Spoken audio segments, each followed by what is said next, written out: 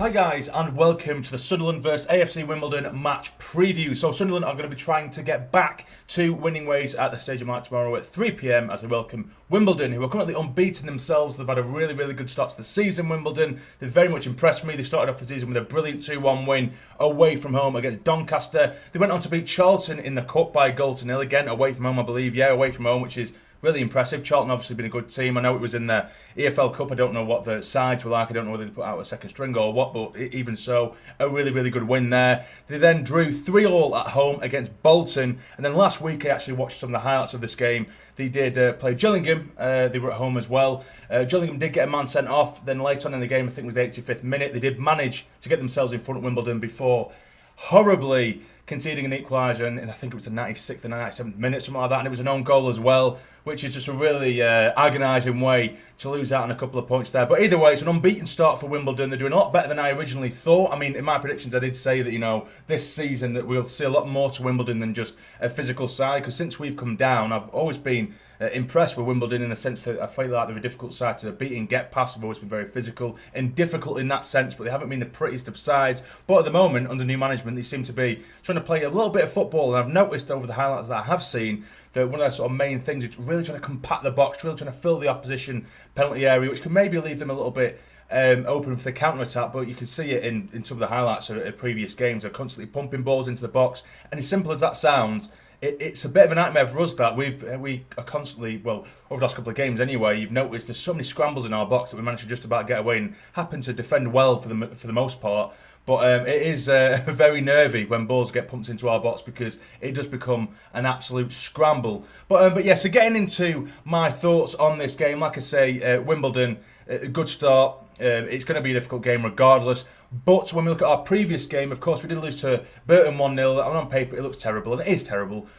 But, of course, if you looked at my review as well, we absolutely battered him. You know, when I look back at it now, I probably wasn't as generous to us in my review, if anything. Obviously, I said that we probably deserved to win by a handsome amount, because we did make so many chances.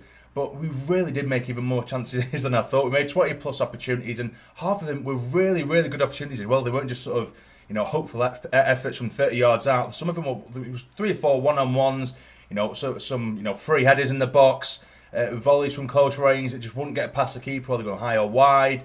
You know, some really good opportunities. And any other day, if we just had the tiniest slice of luck, we would have easily walked away. You know, 3-4-0 at half time, and it could have been a cricket score come the end of the game. But it wasn't to be. So I just feel like if we even slightly match that level of performance and make those level of chances, we should, particularly on paper, have enough to get past AFC Wimbledon at home and get away with 3 points. Not simply, but if we do make the amount of chances that we do, or did make against Burton, I have full confidence that we'll put them away. I do think it was a one-off. It was a bit of a fluke that we didn't at least get one in the back of the net. I have that much faith in the side. So now we're going to go into my preferred starting 11. Now, I really struggled with this one, and on paper it looks like I've barely changed a thing, but I've gone with Burge in goal. Now, across the back, Sirkin, for me, he did actually look like he struggled quite considerably against Burton. At times, getting forward, he looked really decent, but defensively, I felt like he was giving their right winger, Smith, I feel like he was giving him far too much space on the ball. He was backing off, which is fine when an attacker is getting at you, but he was literally giving him like 4 or 5 yards, and he just gave him so much space to get a quick ball in, and he wasn't making it hard enough, should I say, for Smith. So that was a little bit of a worry, but hopefully again that was a one-off for Sirkin, because in the game prior to that, I think he looked very good indeed. Now in the middle, we have Doyle, who I think is one of the first names on the team sheet, along with Flanagan, who, of course, he did get that offside goal, which was obviously massively unfortunate, and looking back at it, it probably was just about offside. But Flanagan, he had a very good game against Burton, I have to say that. He hasn't really done too much wrong this season. Every now and then, of course, you get the likes of Doyle, who has to, you know, look out for him and cover for him, but that's just Flanagan. But in general, he's actually been decent, and I'm not going to lie about that just because I'm not his biggest fan. I'm not going to say shit just for the sake of it. He's been decent, and he's definitely been decent enough to remain in my starting 11. Now, right back, I've gone for Winchester, who I think's been so solid, you know, considering he's not a right back. It looks like we might be getting the full back from Leeds in, so we might be able to push Winchester into the middle sooner rather than later. But for now, I've put him at right back. Now, in the middle, another man who I do think is generally one of the first names on the team sheet, and for me anyway, I'm that impressed with the lad, and that is Dan Neil. I think he's absolutely phenomenal. He's tenacious, he gets forward, he gets back. You know, he's so creative in his play, and he's just so forward thinking, and it's so impressive for a lad, you know, of that age. You know, I generally couldn't replace him. You know, even if Evans come back in, I could not replace him. I definitely couldn't replace him. If anything, one was going to be dropped between Neil and O'Nien, it would be O'Nien at this point. But I put O'Nien alongside him. There's quite a lot of controversy on Twitter at the moment between, around Luke O'Nien. It's such a split of some people saying that he's good, some saying he's terrible, or they're just not a fan of him. For me, you know, of course, I have the joke that, you know, I love Luke O'Nien and stuff, which, you know, I like him as a player as well. I like him as a personality, which isn't everything. But, you know, of course, it does help when someone does love playing for your club that much. Of course, it gets you on his side a bit. But for me, I think he is a decent enough player. I do think he's a good player. I think, again, he's someone who's forward thinking. He did get himself into a couple of decent positions, and it was poor finishing, don't get me wrong, against Burton. But again, on another day, it could have gone another way. It's just two really sort of engines in the middle that we've got there between Dan Neil and Luke O'Nien that can get stuck in and get forward. So I will stick with them. Now, this is where things got really difficult for me, and you're probably looking at it and thinking, Joel, what the hell are you doing? Now, for me, McGeady, although he did get himself into a couple of decent positions, or very, very good positions, should I say. He should have got a couple himself on Burton. Other than that, I think he was very poor. He become very predictable on Tuesday night against Burton, and I feel like it's time to freshen it up. I could have very easily left McGeady in and brought Gooch out, because I feel like Gooch has become very frustrated over the last couple of games, and that's shown in his performances, because it's another player who can become very predictable, and then he just becomes a child and, you know, throws his toys out the pram, Gooch, and that's when his attitude comes into question a little bit. But if I did take Gooch out there, then if you just had McGeady, Pritchard and Embleton, you'd have next to no pace at all. So I thought I would bring McGeady out, Pritchard to make his first start in the league at the stage of my life, because for me, when he come on against Burton, he looked very, very good. He was quite tough in the tackle as well.